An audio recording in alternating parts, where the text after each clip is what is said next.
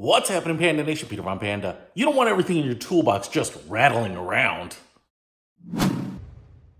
And that's why I picked up these. These are little plastic tray inserts that go inside your toolbox, like right inside these drawers. And these come in all different shapes and sizes, but you can see they have 3 large compartments. That's because I wanted sockets, wrenches, big things to be able to fit. I didn't want to force fit things into spaces that they weren't sized for. So I did get 4 of these trays. It's nice because they are inexpensive and you can get them in different colors. Now, obviously, this is like a fluorescent green, fluorescent yellow. And I got this specifically because I thought they'd be nice and bright. You can get them in black, but then I thought, hey, it's going to be a little hard to kind of see in there, especially in low light situations. So this is super bright. I think if you put stuff in here, you'll get a lot of reflected light and it'll be really easy to see what the sizes are that are printed on sockets and wrenches and things like that. Now, I will say I've got this Iron Man tool chest right here, and there's a couple things to probably keep in mind. First of all, these top drawers aren't that big, and so these trays are not going to fit in there. You can see they're just too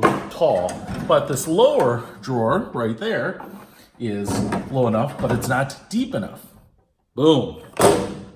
So the only drawers that this one works on right here are down here. And so you can see that fits in there nicely with extra space.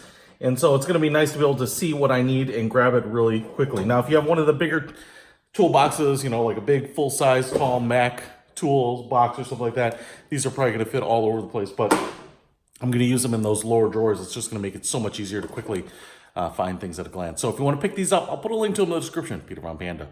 Out!